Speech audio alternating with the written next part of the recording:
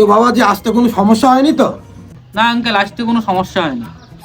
তো বাবা তুমি কি করো? আমার ভাই তো অনেকদিন বিদেশে ছিল, অনেকদিনই বিদেশে কাটিয়ে আইছে, বুঝলেন।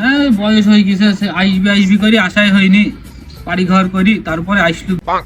তো আমরা মেয়েটা একটু দেখি, নিয়ে আসেন আপনার মেয়েকে দেখি একটু। ওই গো, মেয়েকে নিয়ে আসো।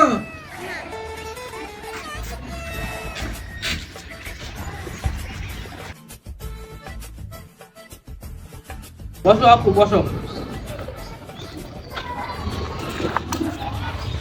মেয়েটাকে তো দেখো নাকি, মুখটা তৈলে কেরকম, কি তোমার পছন্দ হয় নাকি ভাই?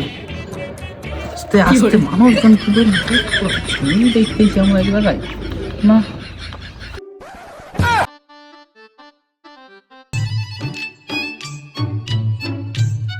বাপ, তাহলে আমরা দিনা পাওনার বিষয়ে আমরা কথা বলি একটু। দেনা পাওনার ব্যাপারটা আমি দুটো কথা বলি আঙ্কেল। দিনা পাওনার ব্যাপারটা একটু পরে বলি, আপনার মেয়ের সাথে কিছু কথা বলবো আগে। আচ্ছা ঠিক আছে। আচ্ছা, তুমি কোন ক্লাসে পড়ো? জি, আমি তো ক্লাস 10-এ পড়ি। আচ্ছা, পড়াশোনার পাশাপাশি তুমি কি কি করো? আমি পড়াশোনার পাশাপাশি জব করি। তুমি কি জব করো? জি, আমি তো ইমো ফ্রিল্যান্সিং করি। হয়তো বা আপনারা আমাকে চিনতে পারেন। Audio call 500, video call 1000।